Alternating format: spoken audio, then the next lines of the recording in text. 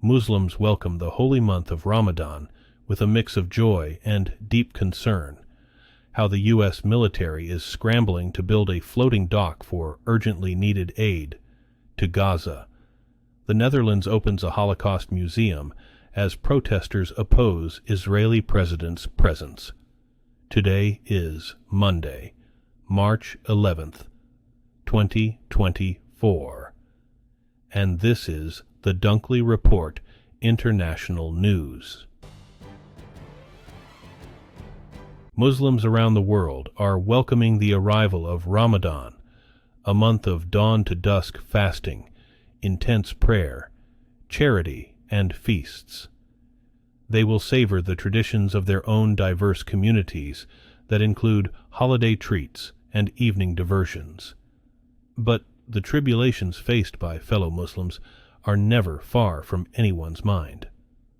War and starvation in the Gaza Strip casts an especially dark shadow this year. Many are also struggling to buy food as inflation remains high in many countries and has worsened in some. A massive floating pier that will allow ships to sail up to Gaza and offload aid will soon sail from the U.S. to the Mediterranean Sea, as the U.S. looks at ways to address Gaza's dire food needs. While Army and military Sealift command personnel will be used to get the pier up and running, the Pentagon says no U.S. troops will be on the ground in Gaza. President Joe Biden announced the pier Thursday in his State of the Union speech. The Netherlands has opened a National Holocaust Museum in a ceremony presided over by the Dutch King and Israel's President Isaac Herzog, whose presence triggered protests by pro-Palestinian groups. The museum in Amsterdam tells the stories of some of the 102,000 Jews who were deported from the Netherlands and murdered in Nazi camps. Thousands of pro-Palestinian protesters gathered amid tightened security at the Waterloo Square near the museum and the synagogue. The protest leaders said they were against Herzog's presence, not the museum and what it commemorates. Herzog hailed the Netherlands' initiative to create a new Holocaust Museum that he said was a testament to raising anti-Semitism around the world. Europe is facing growing climate risks and is unprepared. That's according to the European Environment Agency's first ever risk assessment about the impact of climate change on the continent. It says the continent is the fastest warming in the world and is prone to increasing extreme heat, downpours, and floods, and southern Europe is particularly vulnerable to severe droughts.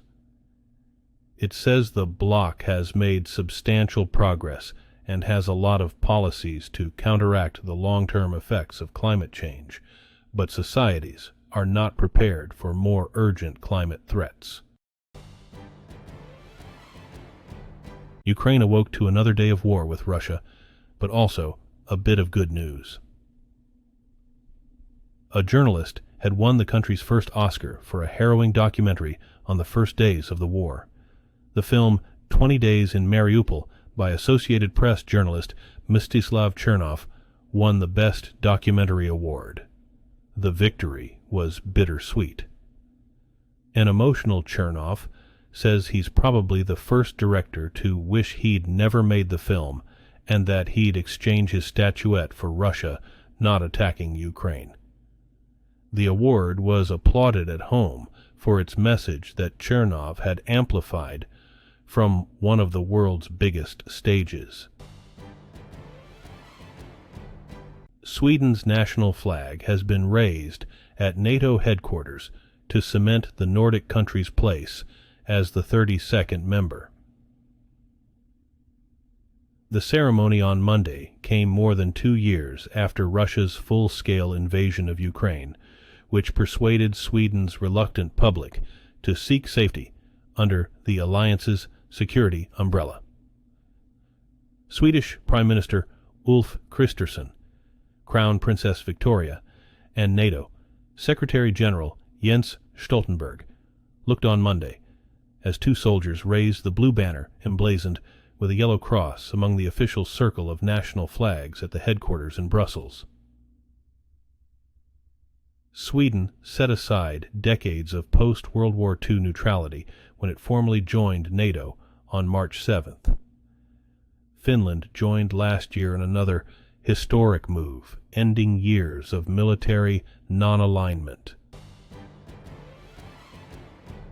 Poland's president is calling on other members of the NATO alliance to raise their spending on defense to 3% of their GDP, as Russia puts its economy on a war footing and pushes forward with its invasion of Ukraine. President Andrzej Duda made his call both in remarks in Warsaw and in a piece published by the Washington Post. His appeal Monday came on the eve of a visit to the White House, where President Joe Biden will receive both him and Polish Prime Minister Donald Tusk on Tuesday. King Felipe VI of Spain says victims of terror attacks are a symbol of the constant need to guard freedom and the rule of law against threats. The monarch spoke Monday at a ceremony marking the 20th anniversary of one of Europe's deadliest extremist attacks. Felipe told officials attending the European Remembrance Day for victims of terrorism that remembering is a commitment that cities make to terror victims. The annual event was held this year in Madrid. March 11th was chosen as a day of continent-wide commemoration of terrorism victims. The Madrid train bombings on March 11th, 2004, killed nearly 193 people. London police say they have arrested a driver who plowed a car into the gates of Buckingham Palace. The Metropolitan Police Force said Sunday that the crash wasn't considered terrorism-related and no one was injured. The driver was arrested early Saturday on suspicion of criminal damage.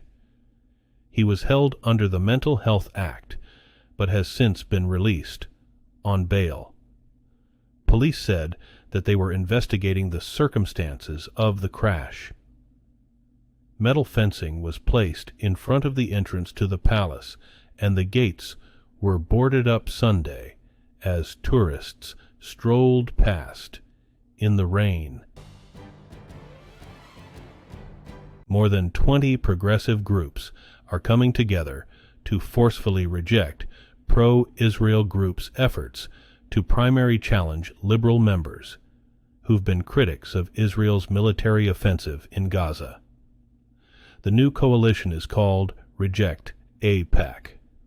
It includes Jewish peace organizations and Arab American and Muslim groups that have been organizing in record numbers since the Israel-Hamas war began in October.